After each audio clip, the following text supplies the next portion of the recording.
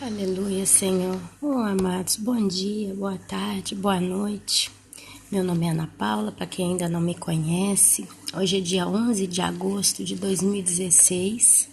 Eu vou tentar falar baixinho, porque tá bem cedo aqui onde eu moro. Meus filhos estão dormindo, eu não quero acordá-los. Tá bem cedo mesmo. Mas, sem muitos rodeios, meus queridos, eu quero conversar com os irmãos um pouquinho sobre o arrebatamento. Um assunto que tem trago consolo nos nossos corações, um assunto que tem trago esperança. E eu acredito que é um assunto que quanto mais a gente fala sobre ele, mais a nossa esperança se renova, não é verdade?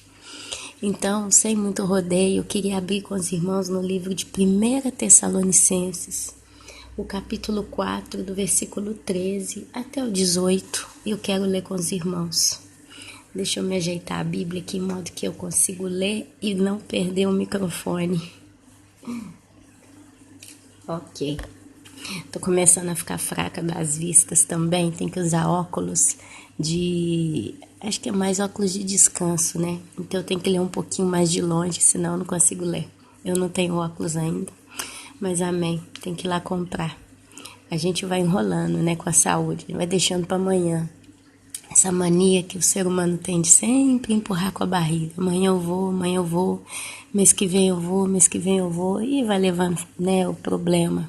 Assim também muita gente tem feito com a sua vida espiritual. Tem prolongado, não, tem adiado, né, a leitura da palavra. Tem adiado a oração do perdão. Tem adiado o momento com o Senhor, né. Amanhã eu começo, amanhã eu vou ler, amanhã isso, semana que vem, segunda-feira. E sabe o que acontece? Vai se formando o problema. Vai se formando, porque a carne, ela vai dominando.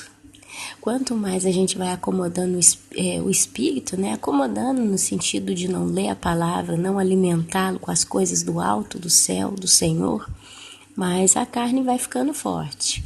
E quanto mais a carne fica forte, mais ela fala para você, começa a ler a Bíblia segunda-feira que vem.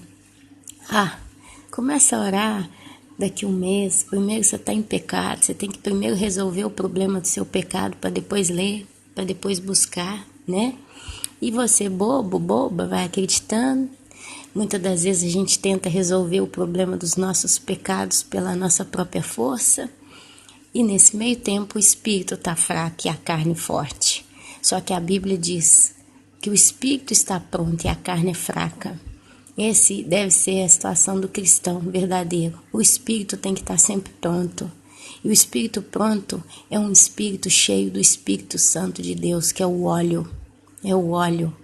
Mas o óleo ele precisa ser derramado na lâmpada. E a lâmpada é a palavra, é a Bíblia, é a leitura diária, é o bálsamo diário. Enfim, amados, buscar na palavra. Quanto mais você lê a Bíblia, ainda que parece que você não entende, Ana, a Bíblia tem muita coisa complicada, quando eu chego lá no livro do Apocalipse, é tudo símbolo, eu não entendo nada. Mas sabe o que eu aprendi? Quando você abre no primeiro capítulo do livro de Gênesis, e lê todos os dias 10 minutos, 5, 10 minutos, o mínimo que você tem que se colocar a ler, cronometrado. E você começa do início.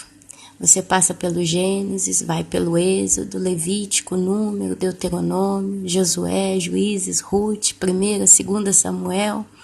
Chega no livro de 1ª Reis, 2ª Reis, depois vai em Crônicas, Esdras, Neemias, Esté, Jó.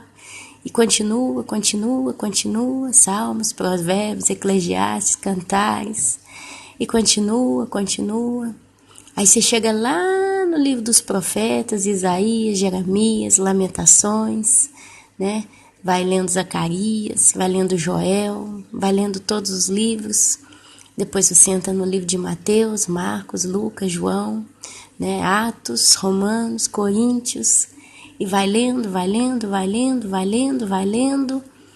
Meu amado, mano a mano que você vai lendo, você vai se transformando. Porque o Espírito Santo, ele vai abrindo o seu entendimento. Não adianta uma pessoa que nunca leu a Bíblia abrir direto no Apocalipse. você não vai entender nada. Você vai entender nada. E se entender alguma coisa, é muito pouco perto daquilo que precisa ser entendido.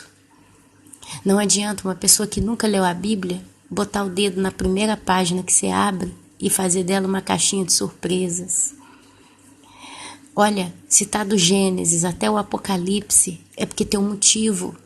E você só vai descobrir esse motivo a partir do momento que você se dedicar a ler do Gênesis até o Apocalipse. Porque se você não fizer todo esse processo, não fazer toda essa estrada, você não vai entender nada. E sabe qual que é o maior perigo de uma pessoa que não entende a palavra do Senhor? É que ela se perde por falta de conhecimento. É onde você vê muita gente acreditando em bolota que está sendo dita por aí. E olha que está sendo dita muita bolota, muita besteira, muito engano. Não é a Ana Paula que está aqui pregando besteira, não. A verdade é que tem gente falando coisas que não condizem com a Bíblia. E o que acontece? Só quem tem o Espírito Santo cheio do óleo ali, te dando óleo todos os dias, é que vai conseguir discernir o que é certo do que é errado. Sabe, quando você escuta uma pregação, seja de quem for, não interessa quem seja o pregador, quem seja a pessoa que está falando da palavra. Pode ser a pessoa que você acredita que é a mais ungida de todas, que você está acompanhando há tanto tempo. Se você, meu amado, minha amada, não se para ler a palavra de Deus todos os dias da tua vida, até a consumação dos séculos, até que o nosso Cristo, o nosso Salvador, o Cordeiro que tirou os pecados do mundo, venha te buscar no arrebatamento, você vai se perder em muita mentira. Muita gente está perdendo tempo ouvindo porcaria, ouvindo besteira, ouvindo heresia. Coisas às vezes até que parecem muito com a verdade, mas tem uma gotinha de água de esgoto. Tem uma pitada de lévito, né? Como é que fala? Fermento. O fermento, meu amado, ele é perigoso. Quando eu fazia pizza, ano passado, enquanto eu não aprendi a dominar o mistério do fermento, eu joguei muita massa de pizza no lixo. Porque o fermento em excesso, ele azeda a massa. O pouco fermento, ele deixa que a massa continue dura. Há muita farinha, faz da massa um tijolo. Então, com a experiência, a gente vai aprendendo a quantidade de coisas que a gente tem que usar. E o fermento, para o povo do Senhor, ele não é recomendado. Por isso que o povo judeu comia pães asmos, que é mesmo que pão sem fermento. É só farinha, água, azeite, talvez uma pitadinha de sal. Ele era um pão bem fininho, que era assado ao momento, um pão todo particular, e eles comeram aquilo, sem fermento. Presta atenção, quando o povo estava no Egito, na noite anterior, veio o anjo da morte, levou os primogênitos do povo egípcio. E ele só não levou aqueles que estavam protegidos pelo sangue do cordeiro nas portas, porque assim foi orientado a Moisés, para que o povo matasse um cordeiro, passasse o sangue daquele cordeiro nos umbrais das portas. Então, quando o anjo da morte, quanto às trevas, porque a Bíblia fala claramente, o anjo da morte, né? Ele trouxe aquela treva ali no Egito. Toda a porta que estava com umbral marcado de sangue, ele não mandou. Ele não levou o seu primogênito. E se salvaram muitas crianças, todas judias. Já teve quem disse que muito povo egipciano, né, egípcio, que era amigo de judeu, que tinha temor, entrou para a casa do judeu e os filhos não morreram. Não sei, não está escrito na Bíblia, mas é só para compartilhar uma coisa que certa vez eu ouvi. Mas o que acontece? O que acontece? Então o Senhor falou naquela mesma noite que o povo teria que fazer a ceia da Páscoa. A palavra Páscoa significa partida, Páscoa, partida, saída, né? E aí o Senhor orientou que eles comessem aquele cordeiro e tinham que consumir todo aquele cordeiro. E se eles não dessem conta, porque talvez o cordeiro era gordo, então se juntassem duas famílias para comer tudo, não tinha que deixar nada. E pães sem fermento. Por que eles tinham que comer todo o cordeiro? Porque o nosso amado Cristo, o Filho Todo-Poderoso, né? O nosso amado Senhor, Jesus Cristo, Yeshua HaMashiach, Jesus o Messias, né? Ele foi totalmente consumido naquela cruz. Ele derramou até a sua última gota de sangue. Hoje você é um umbral de uma porta. O que significa isso, Ana? Significa que como o povo judeu, antes de sair do Egito, cobriu a porta com o sangue daquele cordeiro imolado, hoje nós temos o sangue de Jesus no nosso coração, na nossa vida.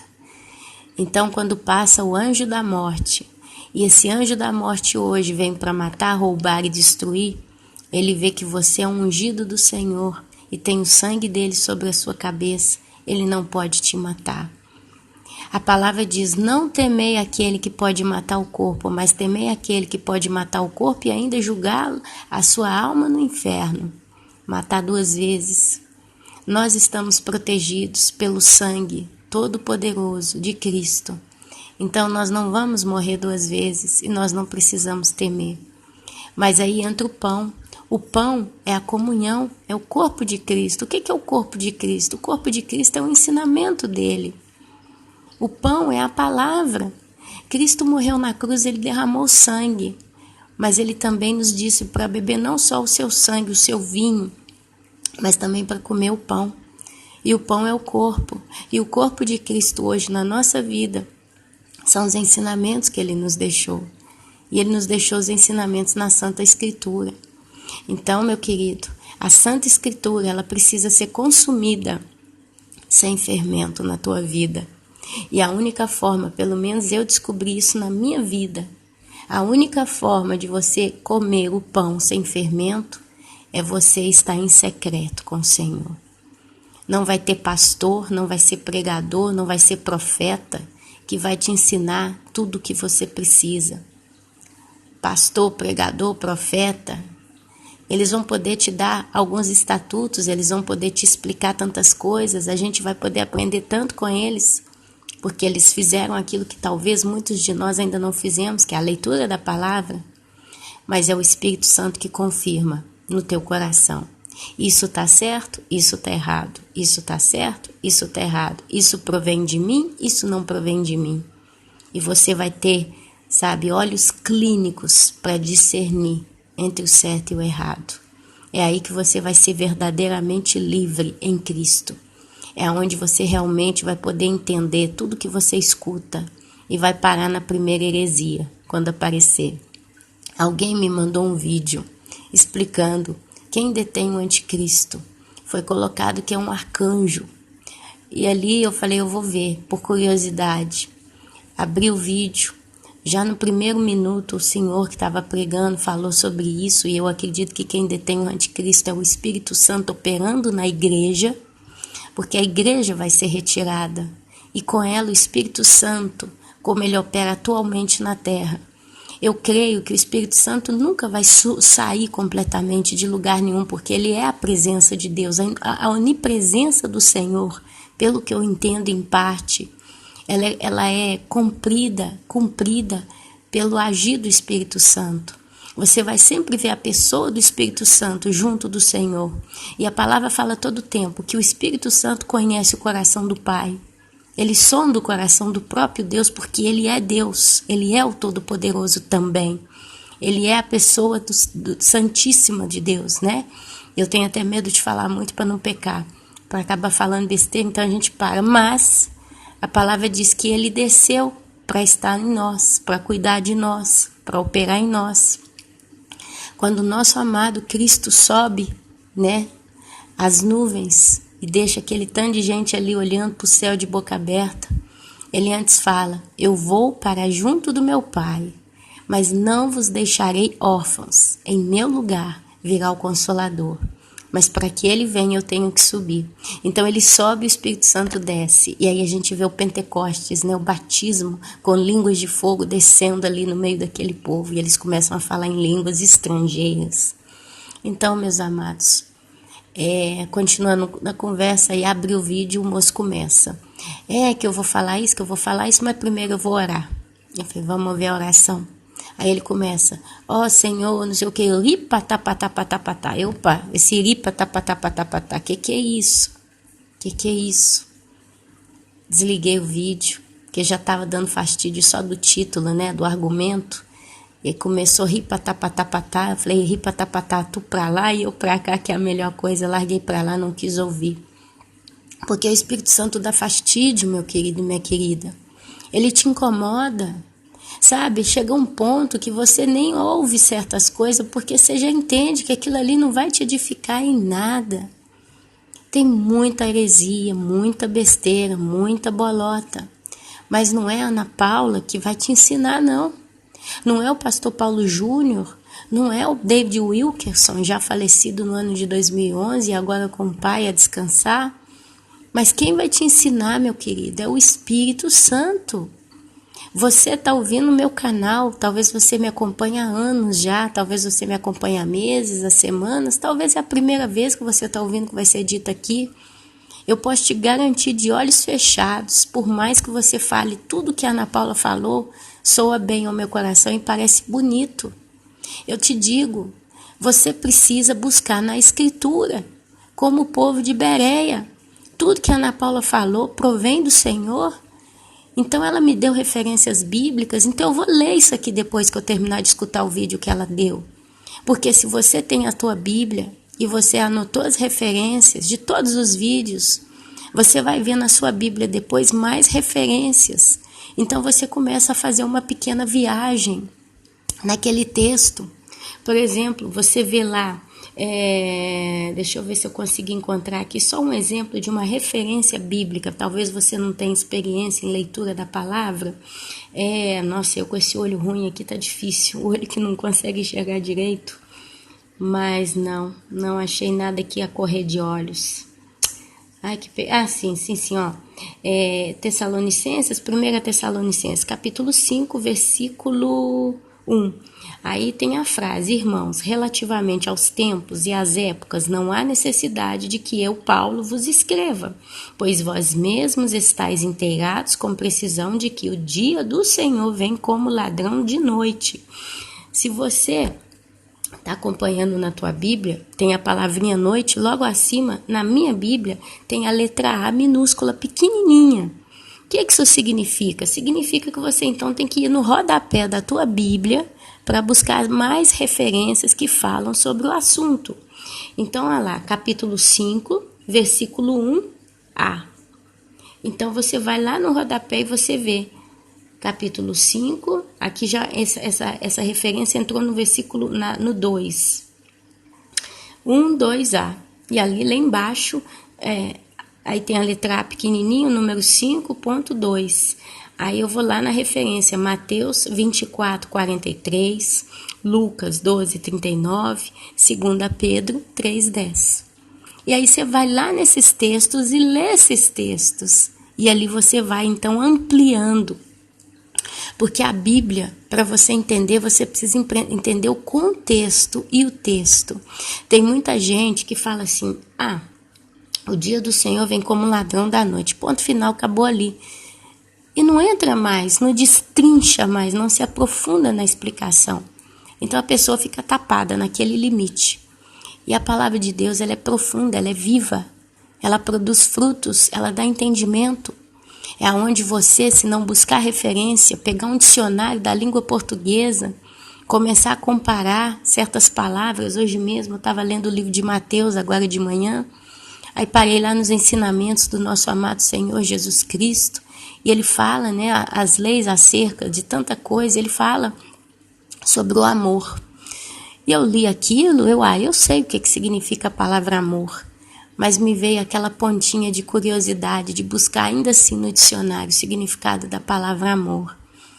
Para aquilo, sabe, entrar mais ainda no meu coração, para fixar mais. Então eu li definições da palavra amor ágape, o amor verdadeiro, o amor incondicional, o amor que se dedica, o amor que se empenha, o amor que não julga, mas ele simplesmente, ele serve, ele é de paz, ele é bênção e por aí vai.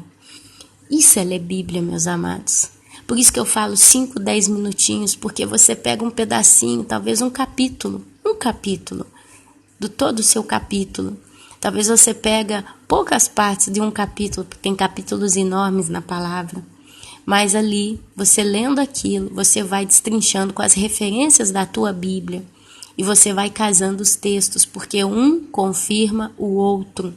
Enquanto você está lendo, muitas das vezes você vai ter que fazer pesquisa.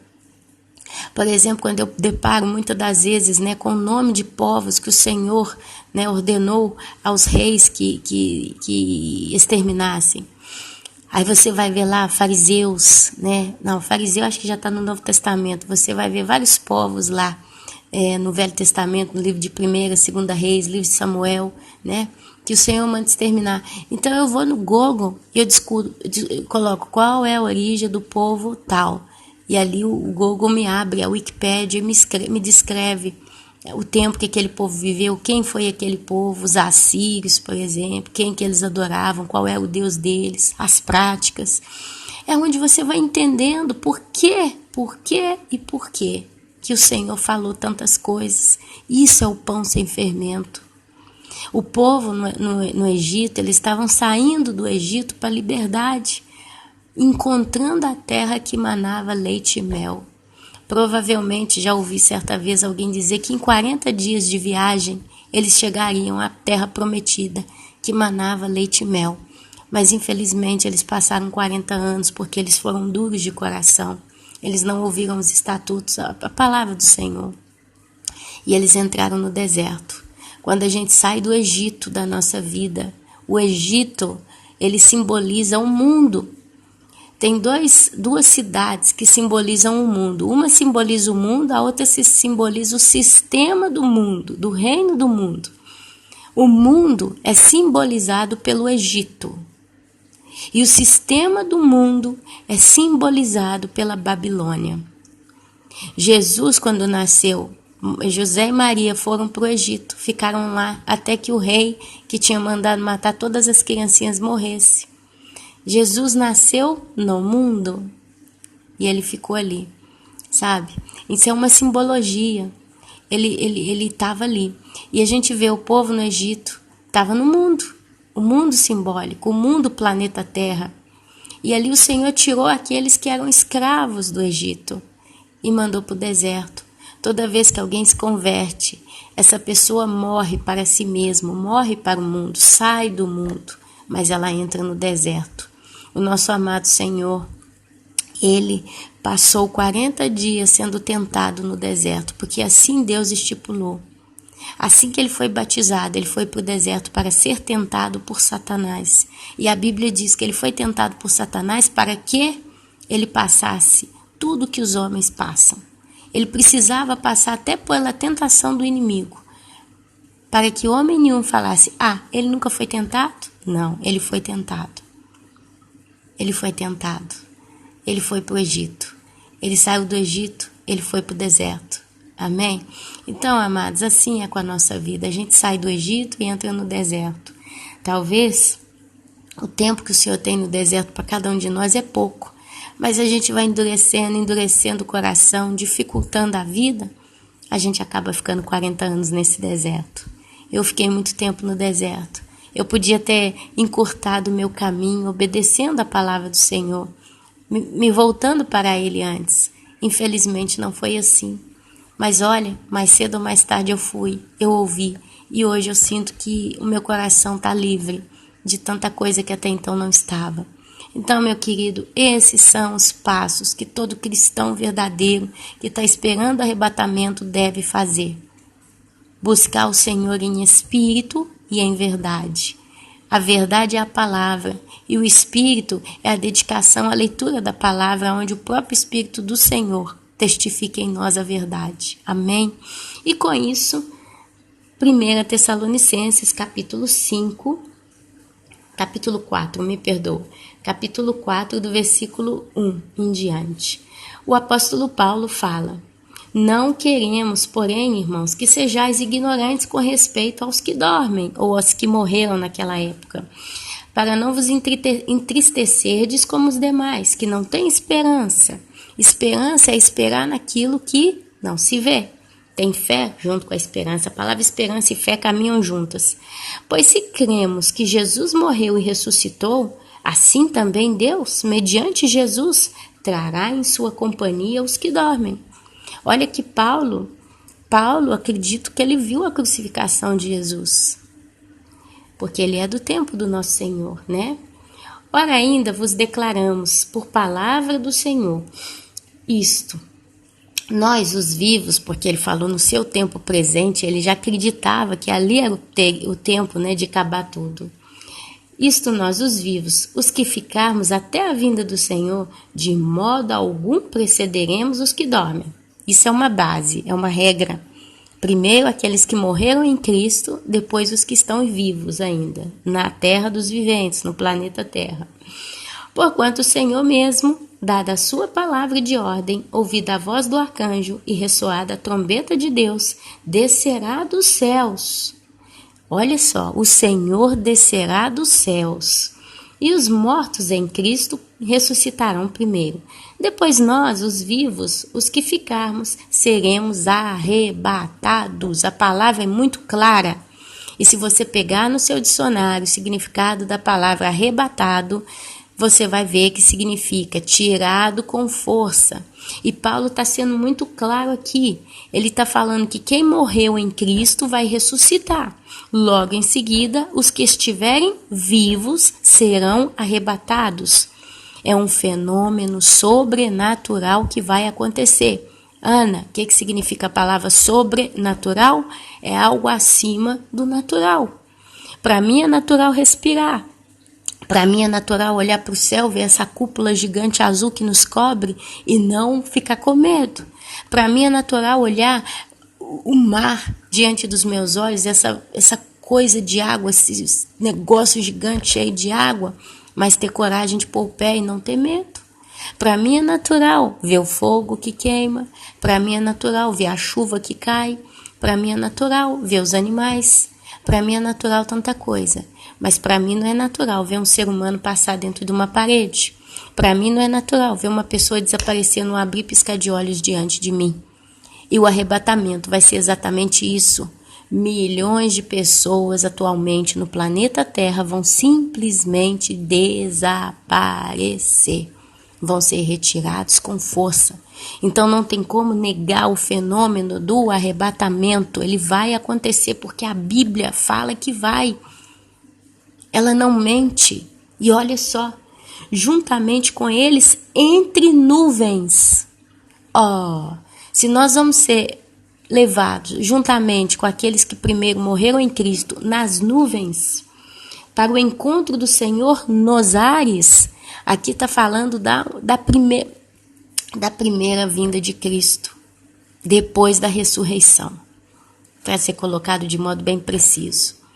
Esta é a primeira vinda do nosso Senhor, Yeshua HaMashiach, seu nome em hebraico, na superfície da atmosfera terrestre, depois de 2000 anos. Essa é a primeira volta dele. E aqui está falando que nós vamos encontrar com ele nos ares. Olha só o arrebatamento. Como pode muita gente negar o arrebatamento? Eu não sei. E assim estaremos para sempre com o Senhor. Consolai-vos, pois, uns aos outros e com estas palavras. Irmãos, e ele continua, o apóstolo Paulo aos Tessalonicenses, ele continua. E isso é o apóstolo Paulo. É um apóstolo que teve uma experiência maravilhosa com o Senhor. E ele fala, irmãos, relativamente aos tempos e às épocas, não há necessidade de que eu vos escreva. Ou, como pode? Quer dizer, quando vai ser o arrebatamento? Porque anteriormente ele falou do arrebatamento de modo muito claro. E aqui ele continua falando em relação aos tempos e às épocas, não é necessário que eu vos escreva. Quer dizer, não é necessário que eu vos explique ou vos fale a respeito. Por quê? Pois vós mesmos estáis inteirados com precisão de que o dia do Senhor vem como um ladrão da noite. Quer dizer, se a gente sabe que o dia do Senhor vem como um ladrão, como que eu posso te dizer quando vai ser? Qual vai ser essa data? É por isso que ele fala isso. Mas aqui ele deixou uma pista. Ele disse, Quando andarem dizendo, olha, presta atenção nas palavras que a Santa Escritura nos traz. Quando andarem dizendo, quer dizer, as pessoas na época do arrebatamento, elas andarão dizendo paz e segurança. Olha só, e dizer paz e segurança, eu acredito que é literalmente declarar um estado de paz e de segurança. Eis que lhe sobrevirá repentina destruição. Como vêm as dores de parto, aqui está para dar luz, e de nenhum modo escaparão. Esse texto é profundo, é pesado, mas ele é muito claro. E aqui o apóstolo Paulo continua. A necessidade de vigilância. Sempre 1 Tessalonicenses, capítulo 5, versículo 4, ele continua. Mas vós, irmãos, não estáis em trevas, para que esse dia como ladrão vos apanhe de surpresa, porquanto vós todos sois filhos da luz e filhos do dia. Nós não somos da noite nem das trevas. Assim, pois, não durmamos como os demais. Olha aqui a palavra dormir, a palavra treva, a palavra escuridão. A palavra de Deus diz que esse mundo jaz no maligno. Fala que é o reino das trevas que opera na terra. E treva é escuridão.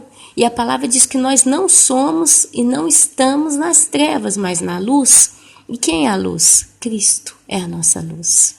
E aqui ele fala que a gente não deve dormir como os demais. O dormir, meus amados, é se acomodar espiritualmente. É quando você faz o que eu disse no início do vídeo. Vou deixar para amanhã a leitura da Bíblia. Vou começar segunda-feira, vou começar semana que vem. Eu ainda não posso orar porque eu estou com muito pecado. Primeiro eu vou resolver o problema do meu pecado, depois eu vou orar. Porque aí o Senhor vai ouvir a minha oração. Não, meus amados. Quando eu estou em pecado, eu não penso duas vezes. É aí que eu oro mais.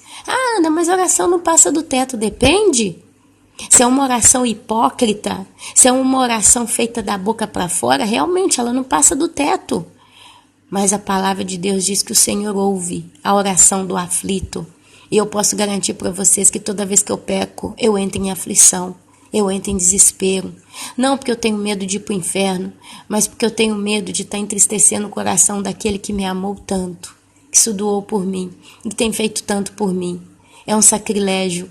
É um corte no meu coração pensar que eu, com os meus atos, com a minha vida, estou entristecendo o coração do meu Pai, do Eterno, do Todo-Poderoso, do meu Deus. Então eu entro em desespero. É como esse exemplo que eu vejo de mim com Deus, é como meu marido comigo. Meu marido normal, me trata normal, tal, pá. Quando ele me vê triste, ele fica desesperado. Ele não sabe o que fazer para tirar a tristeza de mim. Assim eu sou com meu Deus. Quando eu peco, eu entro em total desespero, porque pensar em entristecer o coração do ser que mais me amou, entristecer o coração do ser que tem feito tudo por mim, do ser que tem tido uma paciência indizível, desculpa, sei que essa palavra não existe, mas dá para entender, indizível, do meu vocabulário. Amados, eu entro em pânico, e eu fico desesperada e eu começo a orar. Quando normalmente eu estou no pecado, as minhas orações, em primeiro lugar, são para pedir força, para que eu possa superar aquela fraqueza, para que eu não só peça perdão e arrependimento, mas que eu também consiga mudar o meu procedimento. Eu peço força. Eu reconheço que quando eu estou em pecado, eu estou tendo uma crise da carne. Isso é o pecado do santo. O santo, quando peca, ele está em crise na carne, porque a carne é fraca. Mas o Espírito está pronto e o Espírito clama. E aí o Espírito Santo entra junto com seus gemidos inexprimíveis, clamando e clamando e clamando. E de repente você começa a ver o bálsamo que desce do céu. E começa a encher o teu coração de consolo, de força. E ali então você começa a ver, entender a solução. O que você precisa fazer para contornar para com o Senhor aquela coisa. Amém? Então diz que nós somos filhos da luz, filhos do dia, nós não somos da noite, nem das trevas. E curiosamente a parábola das 10 virgens, à meia-noite ouviu-se o chamado, eis o noivo, à meia-noite. sabe? Quer dizer, no momento ápice das trevas, o chamado, venham, venham para as bodas. Assim, pois, não durmamos como os demais, pelo contrário, vigiemos e sejamos sóbrios. Sobriedade vem de a pessoa que está acordada. Uma pessoa embriagada, ela não é sóbria. Ela está embriagada, ela está tonta, ela está à mercê do vento. Mas a pessoa sóbria, ela raciocina com a sua memória, com a sua lógica, com o seu entendimento, com a racionalização, mas antes de tudo, no caso do cristão, com o coração. Porque o cristão, ele caminha pelo Espírito. Nós não podemos adorar o nosso Deus na carne, nem na alma, mas a gente pode adorar Ele no nosso Espírito. Nós temos que viver em Espírito e em verdade. Amém? Oh, aleluia!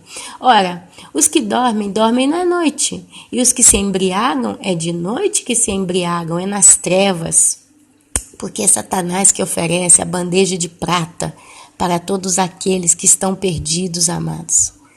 A escuridão é a prostituição, a escuridão é a mentira, a escuridão é a idolatria, a escuridão é a fofoca, a escuridão são as coisas que você faz sem ter autocontrole, por aí vai. Nós, porém, que somos do dia, sejamos sóbrios, revestindo-nos da couraça da fé. O que é a couraça? Couraça é aquela espécie de armadura que você põe no peito. É como se fosse um colete de salva-vidas, né? Um colete de segurança. Essa é a couraça. Você protege o teu peito, você protege os teus órgãos nobres quando você veste uma couraça. Os soldados romanos, né? Vamos dizer os romanos, que é aquela referência que a gente mais tem de modo mais fácil para compreender. Eles vestiam uma couraça. Então, quando eles lançavam flechas, né, o exército inimigo lançava flecha, aquilo batia na couraça, nem sempre entrava, porque a couraça era resistente. Então, a nossa couraça é a da fé. O que é fé? É acreditar naquilo que não se vê. E o que tem sido pregado para nós? Cristo. A remissão dos pecados, o convencimento do pecado e do juízo, o arrebatamento à salvação eterna. Mas também o inferno para aqueles que não vierem para ele. Então a couraça da fé e do amor. E tomando como capacete a esperança da salvação. Eu não poderia descrever um quadro melhor para a igreja do que esse. É o que nós estamos vivendo hoje na carne. A esperança da salvação. O dia vai, o dia vem. O jornal anuncia guerra, anuncia desgraça, anuncia terrorismo, anuncia terremoto, mas a gente espera a nossa redenção, a nossa salvação, a nossa partida deste mundo. É onde o nosso coração está cheio de esperança. Então a gente coloca onde o capacete? Na cabeça, porque é na nossa cabeça que a gente protege. A gente protege os nossos pensamentos pela esperança da salvação. Quer dizer, ainda que eu ande pelo vale da sombra e da morte, eu não temerei mal nenhum. Porque o Senhor está comigo, Ele é a minha força. E Ele vai vir me buscar. Davi esperava sempre o socorro do Senhor. Assim nós também, meus amados. Porque Deus não nos destinou para a ira. Presta atenção. Tem gente falando que o arrebatamento vai ser na metade da grande tribulação. Então nós vamos passar 3 anos e meio aqui, literalmente, sendo protegidos de um modo milagroso por Deus. Onde é que está isso na Bíblia? Aí eles acham vários textos, mas se você ler esse livro de Tessalonicenses que eu estou lendo com os irmãos, não bate. Não bate. Se aqui ele fala de esperança, se aqui ele fala de fé, se aqui ele fala de vigiar, quando disserem paz e segurança, sobrevirá repentina destruição, quer dizer, tudo indica que no período do arrebatamento o mundo vai estar numa falsa paz e numa falsa segurança. Hoje nós estamos nesse mundo de falsa paz e segurança. Posso ser sincera com os irmãos? Em parte sim e em parte não. Ana, como em parte sim? Para todo lado tem bagunça, para todo lado tem guerra, para todo lado tem isso, tem aquilo, está todo mundo perdido, desesperado. Não. Você mora não sei aonde. A sua casa já teve um terrorista que passou na porta dela e explodiu? Teve terremoto aí onde você mora? Sua casa está toda rachada, trincada? Se você sai da sua casa numa sexta-feira à noite e vai no barzinho mais próximo, como é que vai estar aquele barzinho? Vazio, com todo mundo desesperado, ou vai estar lotado com o povo bebendo, fumando, casando, se dando em casamento? Dizendo assim. Se você vai em alguns países do mundo, por incrível que pareça, tem muita paz e segurança. O povo está numa boa. Mas o mundo hoje está pedindo paz e segurança, porque o medo está se dissipando, porque as trevas estão aumentando.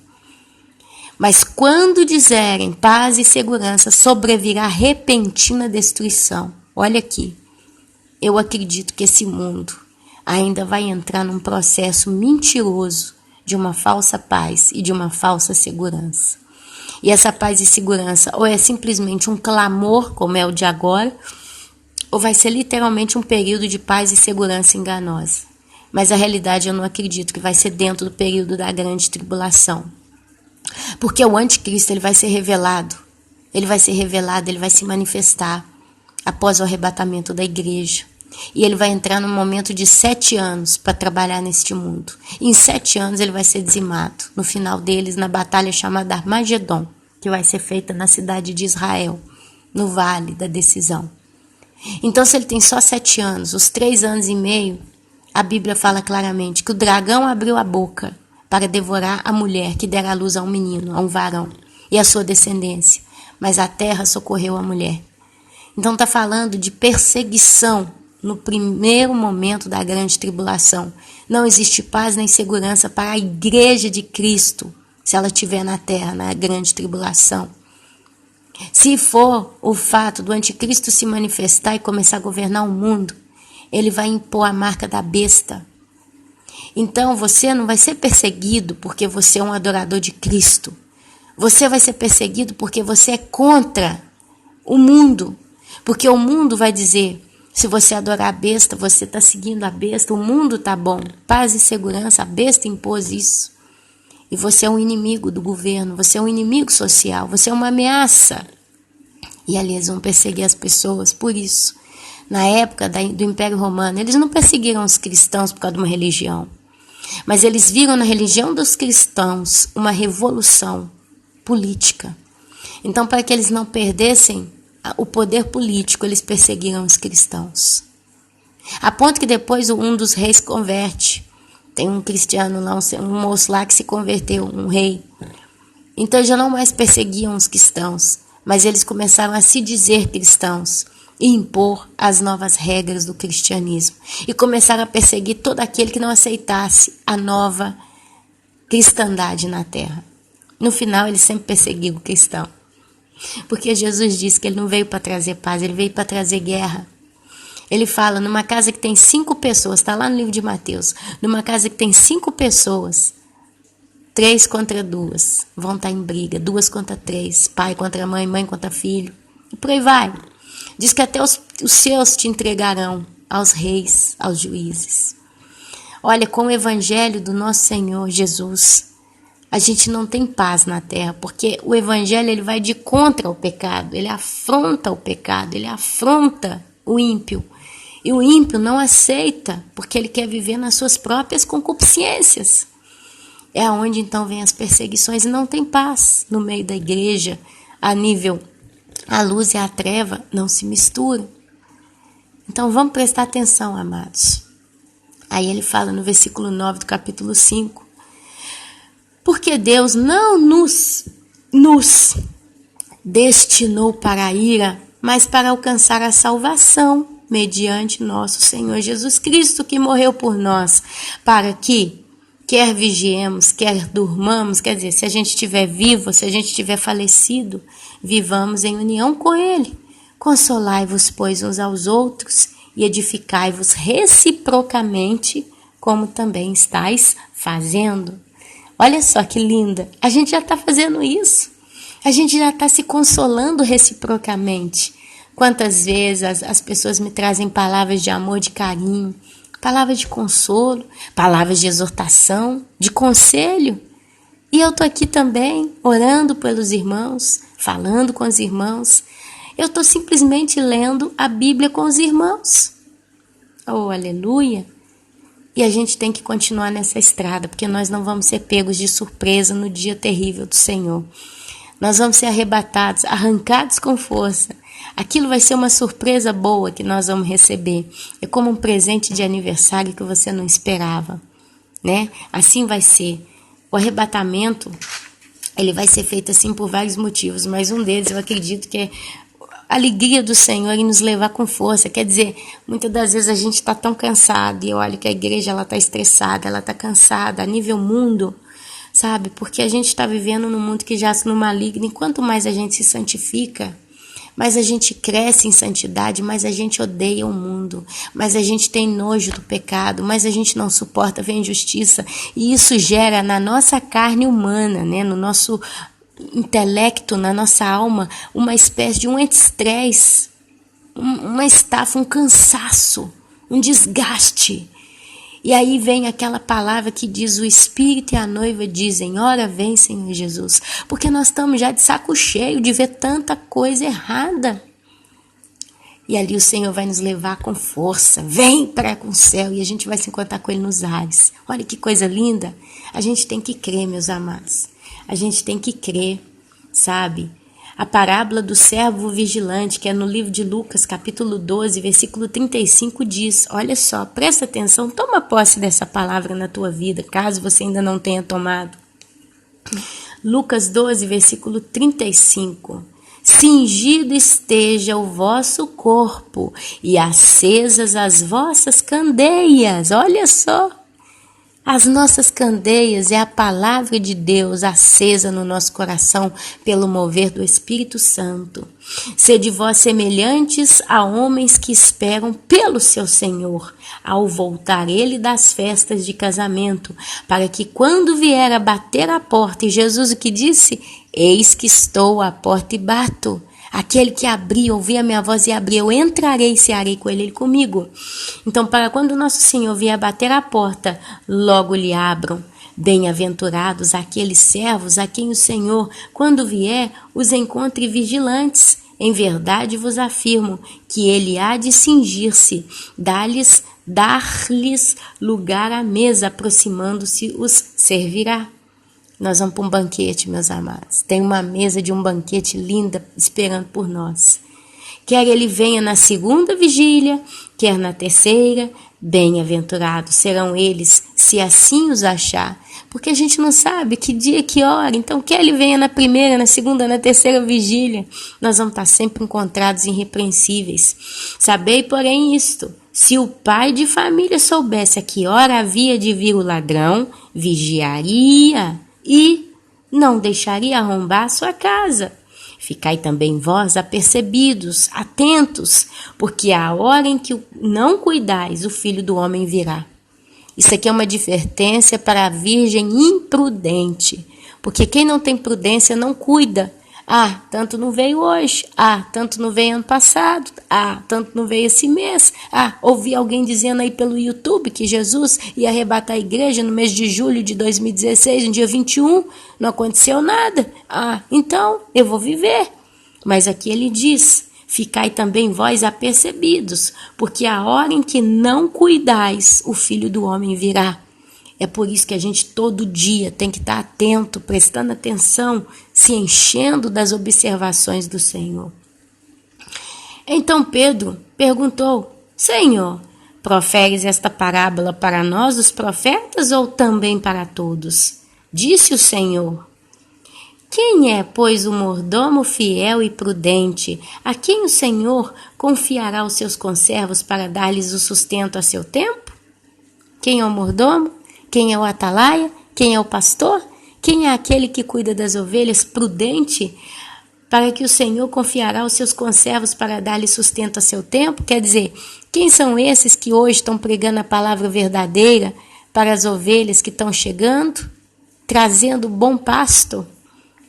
Bem-aventurado aquele servo a quem o seu Senhor, quando vier, achar fazendo assim. Verdadeiramente vos digo que lhe confiará todos os seus bens. Mas se aquele servo disser consigo mesmo: ah, meu senhor tarda em vir, e passar a espancar os criados e as criadas, e a comer, a beber, a se embriagar, Virá o Senhor daquele servo em dia que ele não o espera e em hora em que não sabe, e castigá-lo-á, lançando-lhe a sorte com os infiéis. Porque aquele servo, porém, que conheceu a vontade do Senhor e não se aprontou, nem fez segundo a sua vontade, será punido com muitos açoites. Aquele, porém, que não soube a vontade do seu Senhor e fez coisas dignas de reprovação, levará poucos açoites. Mas aquele a quem muito foi dado, muito lhe será exigido. E aquele a quem muito se confia, muito mais lhe pedirão. Vai ter juízo, amados.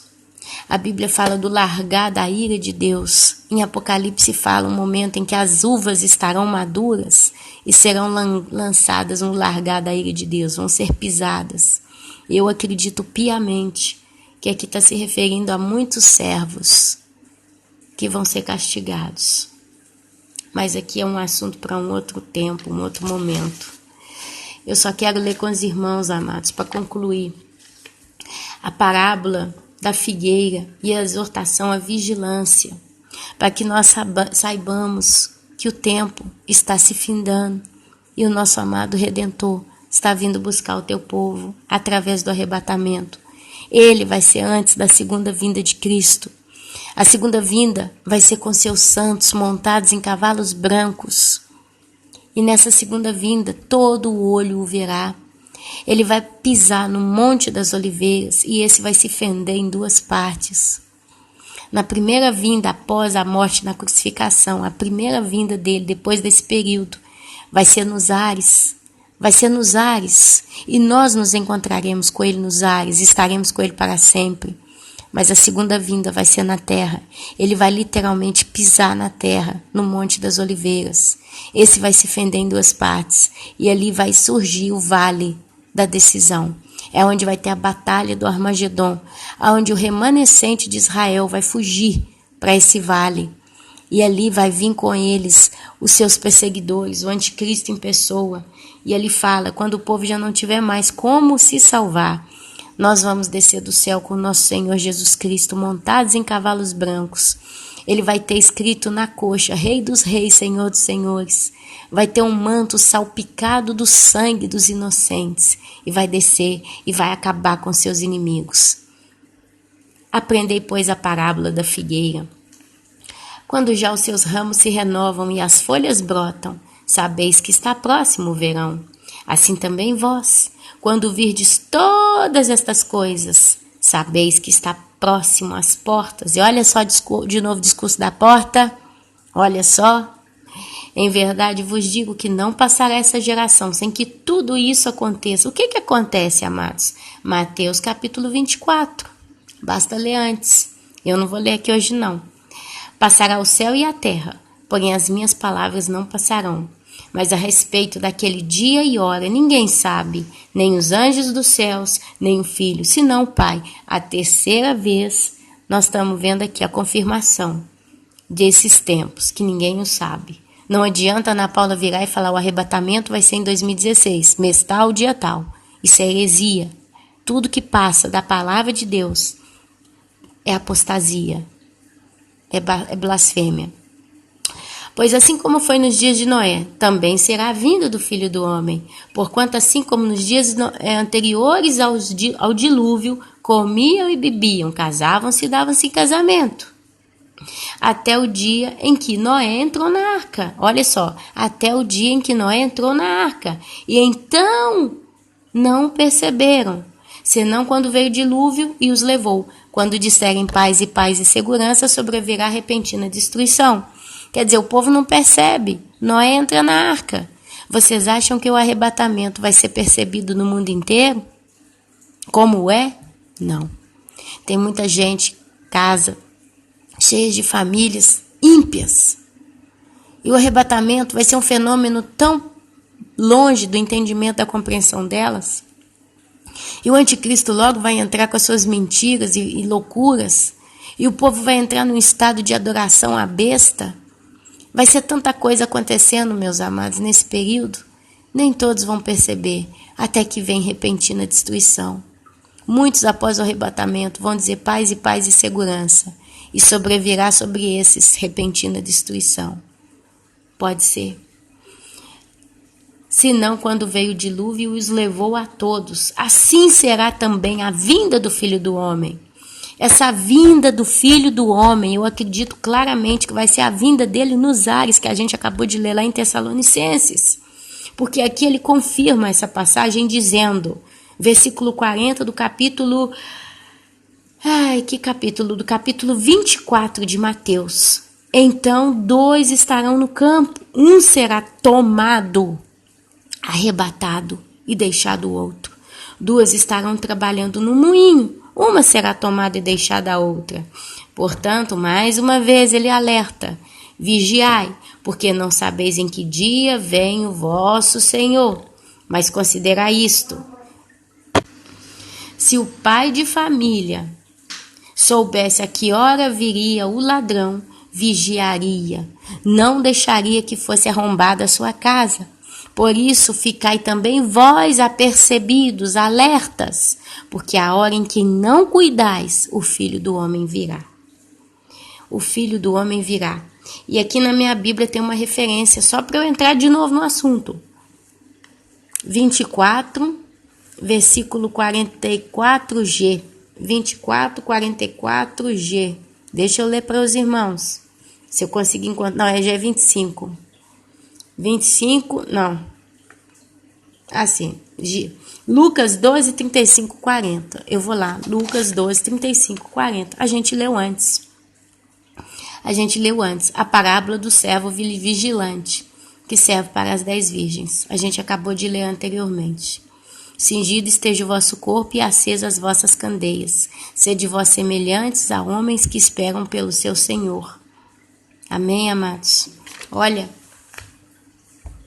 depois o negócio é tão pesado que ele confirma também na parábola do servo bom e servo mau. Porque ele está falando do arrebatamento para quem? Para as virgens. As 5 virgens prudentes é que vão ser arrebatadas. E as virgens são servas. A igreja, ela é serva do Senhor. Ela serve a Deus na terra, pregando o evangelho. Porque esse é um dos mandamentos. Pregai o evangelho a toda criatura. Amém? Amados, eu acredito que deu para ser muito claro com relação ao arrebatamento. Se você ainda duvidava, toma posse dessa palavra, acredite. Leia a tua Bíblia. Preste atenção nas Escrituras e você vai saber que isso é verdadeiro, porque o Espírito Santo vai confirmar no teu coração. E assim, meu amado, minha amada, meu querido, eu entrego essa palavra na certeza que o nosso Senhor vai operar no coração daqueles que são dele e vai confirmar e vai trazer entendimento, mais discernimento, e você vai simplesmente continuar se preparando para esse grande dia. Não deixe de vigiar. Não largue, sabe, a coisa de qualquer jeito. Combata, meu querido. É normal que a gente passe por dias de dificuldades. Quantas vezes eu passei. Eu acabei de sair de uma semana horrorosa. Acabei de descrever no vídeo passado para os irmãos. Passei dias difíceis com o Senhor. Tive muita dificuldade para ler a palavra. Tive muita dificuldade para orar. Fiquei dias sem orar. Mas a partir do momento que eu tive a primeira oportunidade, eu não pensei 2 vezes. E além disso, abracei com toda a minha força e retomei o meu passo. Porque é assim que a gente faz. A gente muitas vezes na nossa caminhada cansa. É onde a gente senta, descansa, retoma o fôlego. Mas assim que possível, levanta e retoma a caminhada com o Senhor. Lembrando que o anjo do Senhor acampa ao redor daqueles que amam a Deus. E é eles que nos protegem, junto com o Espírito Santo que intercede por nós. Porém, não deixe na brincadeira as coisas do Senhor. Ele entende a sua fraqueza, ele entende a sua dificuldade, mas ele entende também a preguiça. E se você está querendo embrulhar o Senhor, tome cuidado e não seja um servo mau. Amém? Olha, meus amados, que o Senhor vos abençoe com entendimento, com discernimento, com fé, com esperança, sabedoria, fazendo de vocês uma pessoa melhor. Amém, amém e amém.